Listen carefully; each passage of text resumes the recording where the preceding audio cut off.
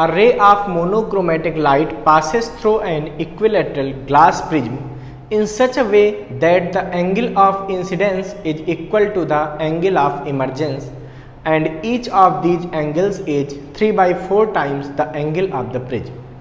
Determine the angle of deviation and the refractive index of the prism. तो देखिए बच्चों, यहाँ पे हमको दिया है कि एक इक्विलेटरल प्रिज्म है। इक्विलेटरल का मतलब उसके सारे साइड सेम होंगी, सारे जो फेस हैं वो सेम होंगे, सेम लेंथ के, और सबका जो है एंगल वो भी सेम होगा। इक्विलेटरल में ये होता है ना, इसका मतलब ये सारे एंगल जो है ए बी सी अगर ट्रायंगल मान लेते हैं तो सब कितने होंगे भाई, तीनों 60-60। क्यों? क्योंकि टोटल एंगल 180 होना चाहिए किसी ट्रायंगल का, और जब तीन इक्वल पार्ट में डिवाइड करना तो कितना हो जाएगा 60-60-60। इसका मतलब एंगल ए बी सी तीनों की वैल्यू हमको दिया है 60 डिग्री। ठीक है, हमसे कह रहे हैं कि यहाँ पे कोई लाइट इंसिडेंट होती है। लाइट इंसिडेंट होती है मतलब यहाँ से मान लीजिए कोई एक लाइट रे यहाँ पे ऐसे इंसिडेंट हुई है और इसको पास कर जाती है, मतलब उस तरफ निकल जाती है रिफ्रैक्शन के बाद। तो बच्चों पहले तो यहाँ रिफ्रैक्शन कराएंगे। कैसे कराएंगे भाई, यहाँ लाइट रे गिरेगी तो क्या होगा, इस प्लेन के परपेंडिकुलर एक लाइन खींचेंगे जिसको हम लोग बोलते हैं नॉर्मल। ठीक है, यहाँ मान लीजिए आई एंगल पे गिरी लाइट रे, इसको बोलते हैं इंसिडेंट एंगल। तो जब आई एंगल पे गिरेगी तो क्या होगा, यहाँ पे रिफ्रैक्शन होगा। भाई सिंपल सी बात, बाहर क्या है, रेयरर है। प्रिज्म कैसा होता है, डेंसर होता है, ग्लास का है या किसी चीज़ का है, तो ये डेंसर हो गया। तो जब रेयरर से डेंसर में लाइटें जाएगी तो क्या होगा, तो सिंपल सी बात है कि वो टूवर्ड्स द नॉर्मल बेंड होगी। तो देखो नॉर्मल के पास ऐसे आ गई। ठीक है, अब यहाँ से आगे जब लाइटें बढ़ेगी तो फिर क्या होगा, देखो फिर से रिफ्रैक्शन होगा। क्यों? क्योंकि अब डेंसर से निकल कहाँ जा रही है, रेयरर में। तो फिर से यहाँ पे हम लोग क्या करेंगे, एक नॉर्मल ड्रा करेंगे, क्योंकि जहाँ भी रिफ्रैक्शन होगा वहाँ पे नॉर्मल पढ़ना चाहिए पहले। तो जब नॉर्मल पड़ गया, अब देखो डेंसर से रेयरर में लाइटें जा रही तो क्या होगा, क्या ये सीधे निकलेगी? नहीं, अब ये थोड़ा सा बेंड हो जाएगी, डेविएट हो जाएगी। किधर जाएगी?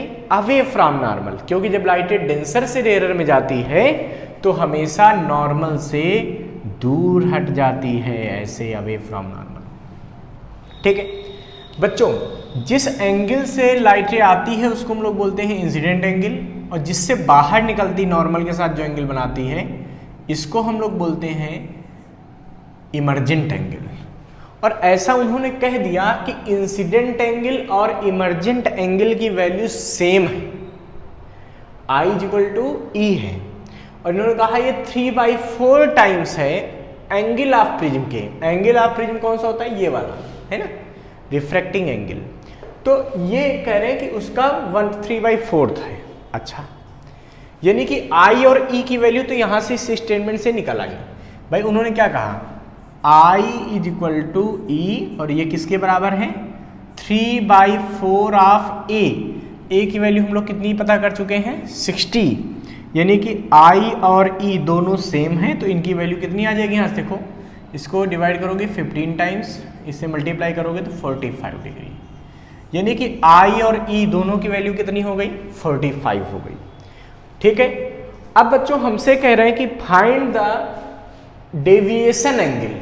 वैसे तो उन्होंने डेविएशन एंगल बोला है, बट आपको पता होना चाहिए कि अगर इंसिडेंट एंगल और इमर्जेंट एंगल दोनों सेम हो जाते हैं तो इस एंगल को हम लोग बोलते हैं मिनिमम डेविएशन एंगल। कौन सा एंगल, इंसिडेंट रे ये वाली और इमर्जेंट रे के बीच बने एंगल को बोलते हैं डेविएशन एंगल।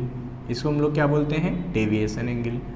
और जिस समय I और E बराबर हो जाते हैं तो ये डेविएशन एंगल उस समय मिनिमम होता है, तो इसको बोलते हैं मिनिमम डेविएशन एंगल। अब चूंकि यहाँ पे दिया है ना कि I और E की वैल्यू सेम है, इसका मतलब उन्होंने मिनिमम डेविएशन एंगल की बात की होगी।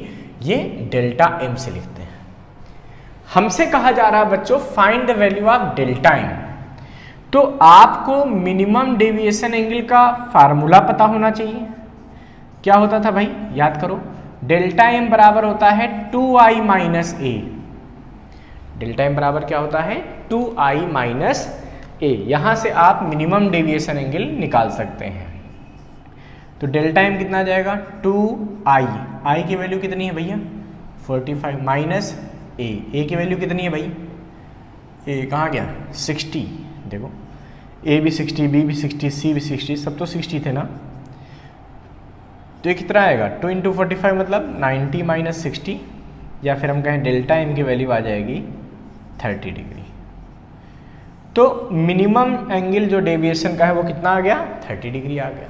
अच्छा अब देखिए इसके बाद हम बात करते हैं बच्चों सेकेंड पॉइंट की, हमको इसमें चाहिए रिफ्रैक्टिव इंडेक्स।